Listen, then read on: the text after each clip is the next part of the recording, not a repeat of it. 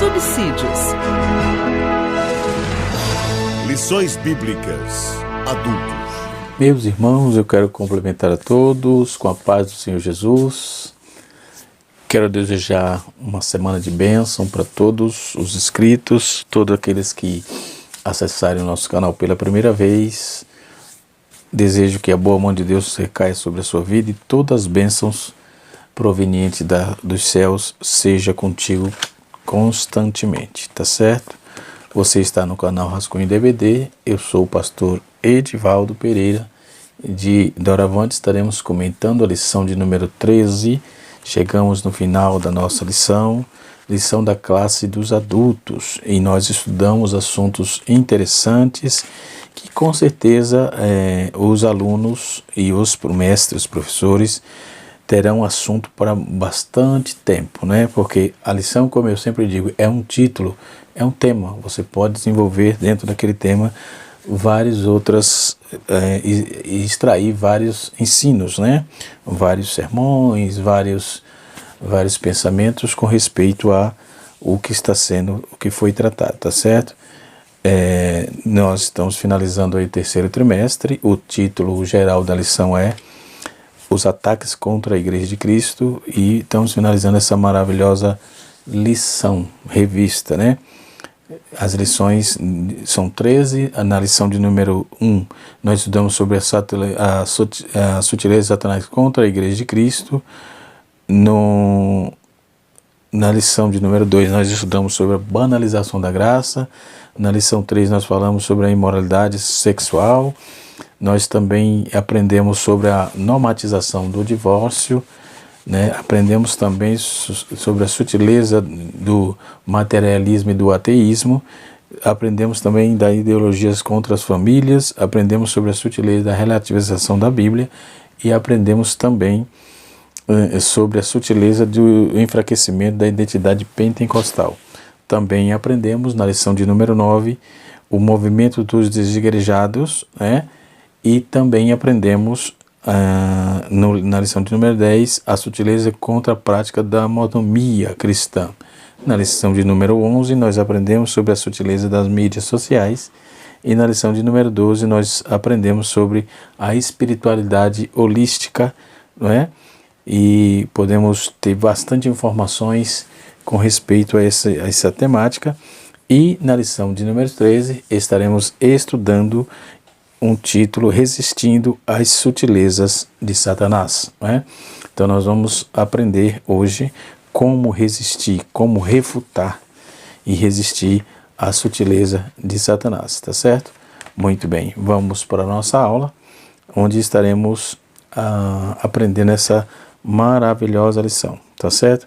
O texto áureo está escrito: sujeitai-vos, pois, a Deus, resisti ao diabo, e ele fugirá de vós. Tiago, capítulo de número 4, verso de número 7.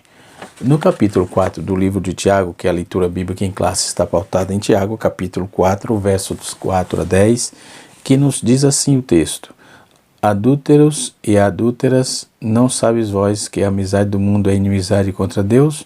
Portanto, qualquer que quiser ser amigo do mundo, constitui-se inimigo de Deus. Ou cuidai vós de que em vão diz as Escrituras: o Espírito em que nós habita tem ciúmes. Antes dá a maior graça, portanto diz: Deus resiste aos soberbos, dá porém graça aos humildes. Sujeitai-vos, pois, a Deus, resisti ao diabo, e ele fugirá de vós. Chegai-vos a Deus, e ele se chegará a vós. Limpai as mãos, pecadoras, e vós do duplo ânimo, purificai o coração, senti as vossas misérias, lamentai e chorai, converte-se a vossos risos em pranto, e o vosso gozo em tristeza. Humilhai-vos perante a potente mão de Deus, humilhai-vos perante a potente mão, perante o Senhor, e ele vos exaltará. Humilhai-vos perante o Senhor, e ele vos exaltará. Nessa lição, ela foi dividida, como de praxe, em tópico. Então, o primeiro tópico nós vamos encontrar, foi dividido em 4 tópicos. O primeiro tópico é comprometendo comprometimento com uma vida centrada em Cristo.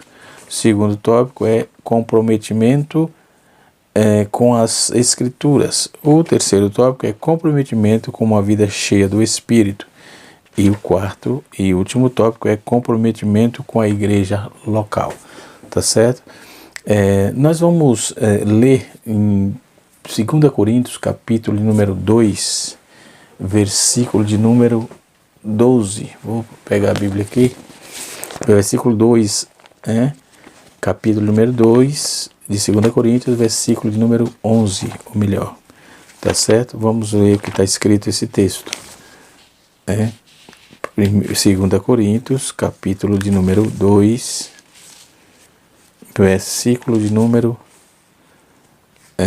11. Está escrito assim: porque não ignoreis os seus ardis, porque não ignoreis os seus ardis, para que não alcance vantagem sobre vós, pois não tem lhe ignorais os seus desígnios. 2 Coríntios, capítulo 2, verso de número 11.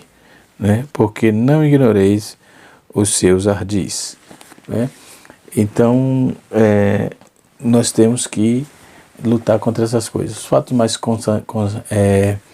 contestadores sobre a vida, e todos os seres humanos têm um inimigo sobrenatural, cujo o objetivo é usar o prazer para tornar cego, estúpidos, miseráveis, e para sempre, Então a Bíblia chama o de diabo, o sedutor do mundo, acusador. Apocalipse capítulo 12, verso 9 e 10, o príncipe deste mundo, A Bíblia o chama de príncipe deste mundo. A Bíblia diz, é o Deus desse século. Em João capítulo 12, verso 71, é o príncipe desse mundo. Em 2 Coríntios 4, verso 4, é o Deus desse século. Ele é o nosso adversário, Ele anda em derredor como leão, rugindo procurando alguém para que possa tragar. Em 1 Pedro capítulo número 5, verso 8. No entanto, numa convenção, todo mundo mais terrível inadvertidamente segue voluntariamente, segundo os princípios, o príncipe da potestade do ar e do espírito que agora atua nos filhos da desobediência. Em seu nível de sucesso maior, se os leves consigo, então, mesmo para quanto súditos em construção, enfim. O bom combate, Paulo vai trabalhar, ele aponta que nós temos que combater o bom combate, Em 1 Timóteo, capítulo de número 18, capítulo 1, verso 18, do qual ele escreveu sobre inclui aí resistência diária ao inimigo, Uma resistência diária ao inimigo. Nós vamos ver isso em 1 Pedro 5, 9 e Tiago capítulo 4, verso 7. A acusar diariamente a ele é uma oportunidade. Então, a recusa diária de dar a ele uma oportunidade. Você tem que recusar constantemente. Não deis lugar ao diabo. Então, em Efésios capítulo 4, verso 27. Então, a oposição diária aos seus esquemas. Temos que ter sempre se opor constantemente a essas demandas. No primeiro tópico, conforme eu já disse, vamos ver o que está escrito. Então, vamos lá. Na nossa introdução, nós vamos encontrar, observamos em lições anteriores, que a igreja genuinamente evangélica está sob o ataque do inimigo. Por meio de várias sutilezas, o diabo tem procurado de todas as formas desviar a igreja do seu propósito, a emissão da qual ela foi formada. Infelizmente, o que se observa em muitos círculos ditos cristãos é um evangelho diluído em que há pouca ou quase nada de essência cristã. Em vez disso, há muita mistura. Então, nesta lição, veremos como a igreja pode resistir à sutileza de Satanás. Para isso, veremos que a igreja só será vitoriosa na guerra contra os adversários, contra o adversário se centraliza a vida de seus membros no Cristo ressuscitado, né? Então nós podemos ver que primeiro o comprometimento com a vida centrada em Cristo é o que nós temos para nos livrar disso, né? Uma vida centrada em Cristo.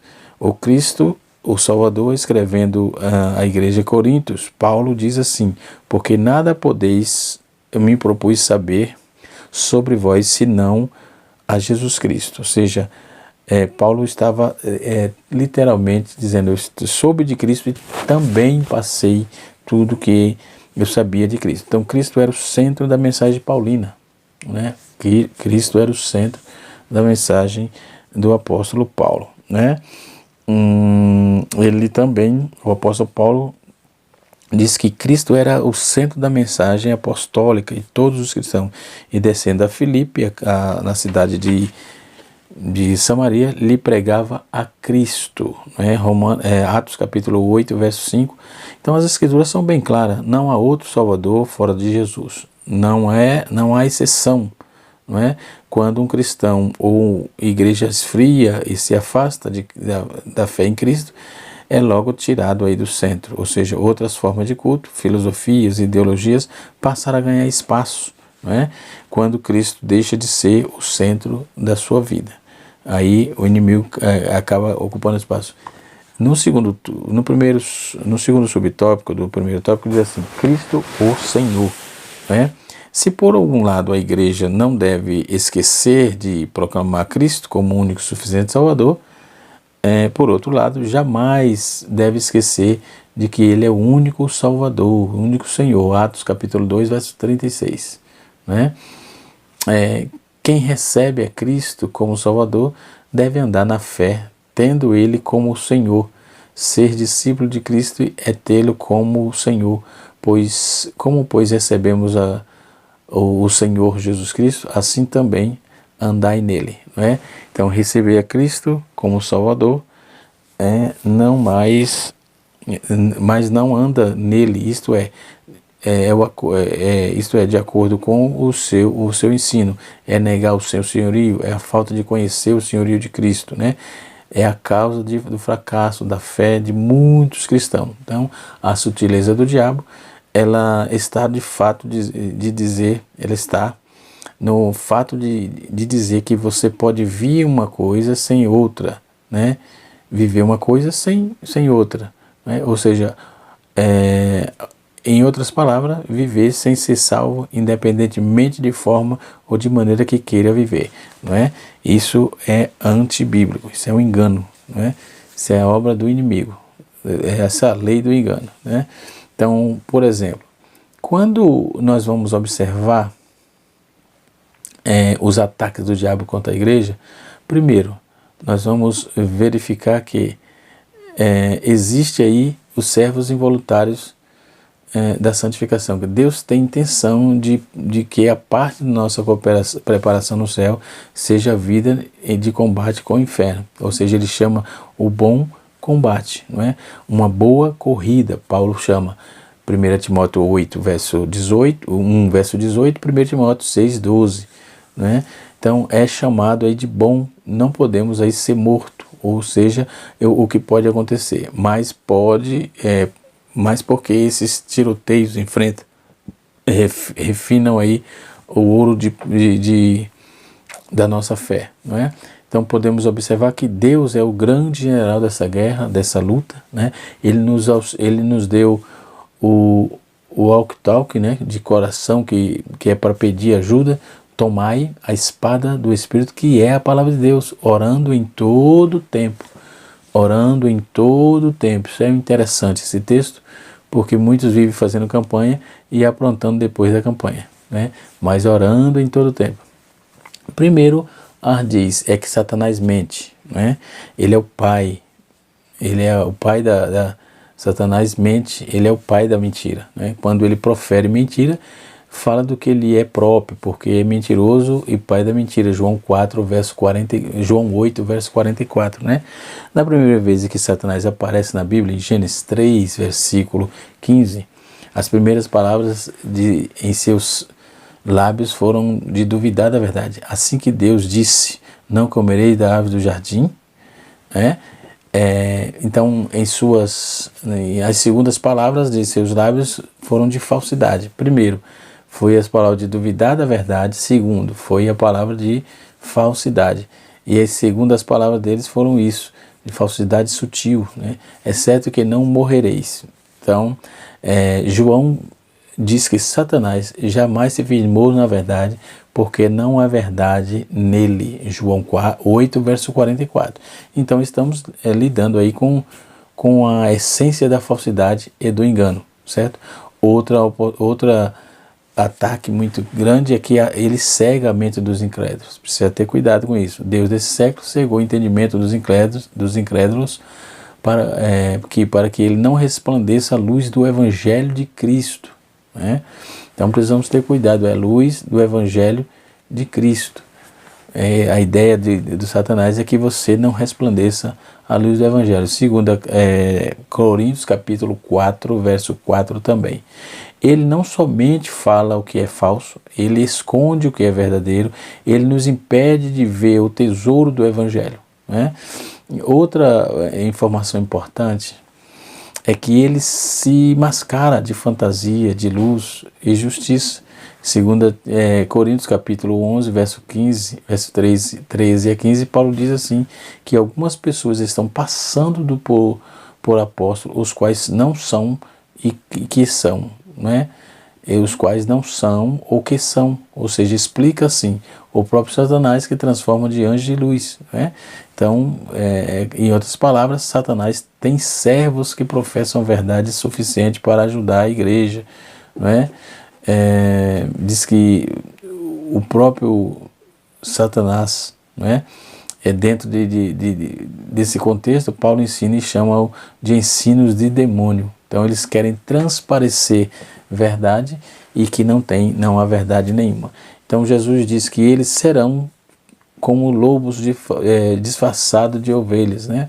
Em Mateus capítulo de número 7, verso 15 e Atos capítulo 20, verso número 30. Diz que eles não pouparam o rebanho, mas desviaram-se as pessoas para a destruição, né? Esses lobos devoradores, né? Satanás também faz sinais e maravilhas, precisamos ter cuidado com isso. Em 2 Tessalonicenses capítulo 2, verso 9, né? Os últimos dias serão escritos assim: ora, o evento do iníquo é a segunda tentativa de Satanás com poder, sinais e prodígios de mentira. Alguns traduz sinais e maravilhas, não é isso? Mas isso faz com que pereçam, né? E são fatos irreais. De fato, algumas pessoas dizem que só Satanás pode fazer os falsos milagres. Então, precisamos ter cuidado com essas questões, né? Uma razão pela qual duvida-se de Satanás é que pode fingir seus milagres, né? Em Mateus 24, verso 24, Jesus descreve os últimos falsos cristos, né? Surgirão muitos falsos cristos e falsos profetas, operando grandes prodígios para se tornar verdadeiro, né? Ou seja, é possível que os próprios eleitos, não há indício de que esses sinais e maravilhas são truques. Precisamos ter cuidado com isso, porque eles transparecem, como já disse aqui, em anjos de luz. Então, primeiro, comprometimento com a verdade. Segundo, ter Cristo como Salvador, como Senhor, né? E o segundo tópico nos diz assim, comprometendo com as Escrituras. Há quem diga que a Bíblia está cheia de erro, não é?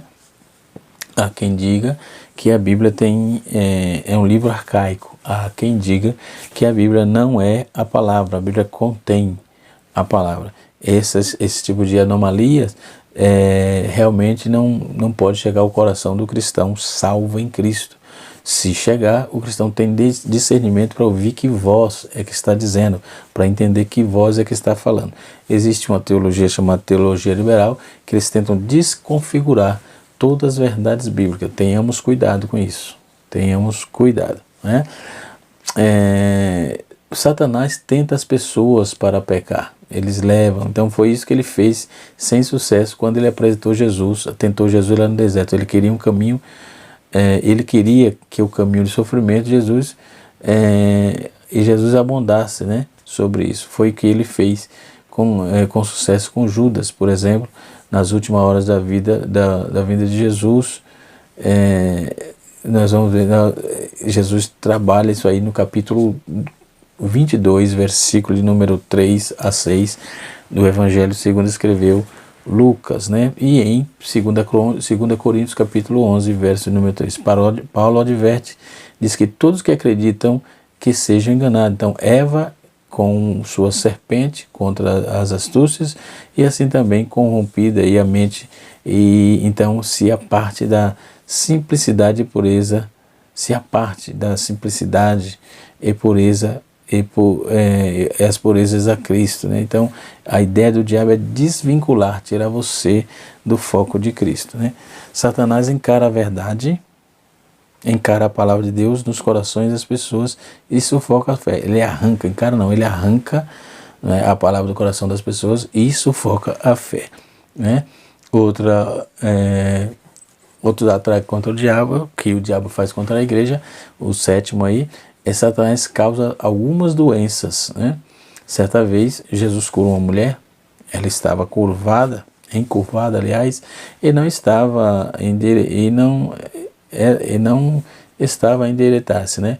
Quando alguns criticaram por fazer isso no sábado, ele disse, por que motivo não se desviar desse cativeiro em dia de sábado? Este é filho de Abraão, a quem Satanás trazia presa de 18 anos, havia presa, não é? Jesus e Satanás mantinha ela presa 18 anos, em Lucas capítulo de número 13, versículo 16, certo? Então Jesus viu que como Satanás causou aquela doença naquela mulher. Precisamos ter cuidado com tudo isso. Satanás é um assassino, né? Satanás luta contra os planos do empreendimento. Satanás acusa Deus, né? Acusa-os diante de Deus. Satanás ele é terrível, ele leva os crentes para tentar acusar diante daquele que nos salvou, né? Então, Satanás não vencerá. Por isto se manifestou o Filho de Deus para destruir as obras de Satanás. 1 João 3, verso 8. Em Hebreus capítulo 2, verso 14, o texto diz assim, que igualmente participando para que por sua morte destruísse todo aquele que tem poder da morte, a saber, o diabo, né? Nós vamos ver em Colossenses 2,15 que diz que Deus, despojando os principados e as potestades, publicamente os expôs e os desprezos, triunfando deles na cruz.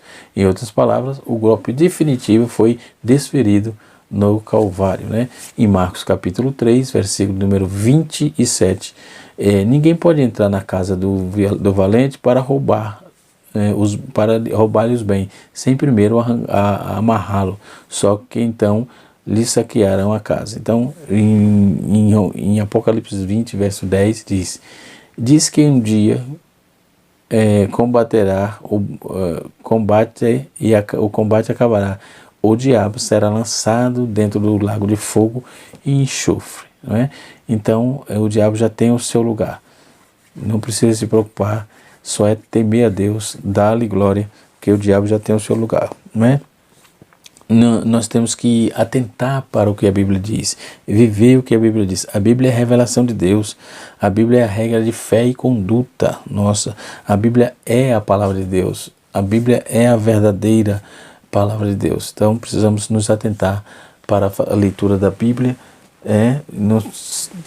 seja ela de qual tamanho for, mas precisamos atentar para a leitura da Bíblia e não só ler, mas guardar e praticar o que lemos e o que aprendemos. O terceiro tópico nos diz assim, comprometidos com uma vida cheia do Espírito. Então, o Espírito Santo no plano da redenção, ele está intrinsecamente disso. Nós temos que ter uma vida cheia do Espírito Santo, tudo isso para se livrar das sutilezas do diabo, né? Comprometido com a igreja local, muitos querem fazer trabalhos fora, mas dentro da sua igreja Ninguém sabe o que ele faz. Ele não aparece para fazer nada, mais falta do que faz alguma coisa, né? Então precisamos dar resultado, trabalhar na igreja local. A igreja como corpo de Cristo, escrevendo aos Coríntios, o apóstolo Paulo disse: ora, vós sois o corpo de Cristo e seus membros em particular.